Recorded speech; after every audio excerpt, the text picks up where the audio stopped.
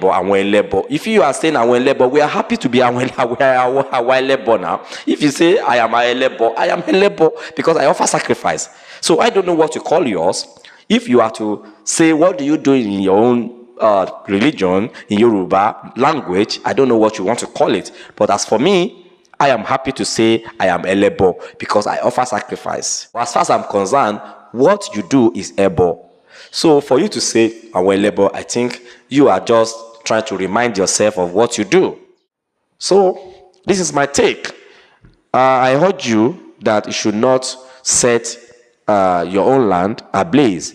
Why the people in Saudi Arabia, are enjoying their lives with your money? Because you take your money to their land every year, you enrich their pockets with your money, and you are here fighting your own people because of their religion. This is a shame.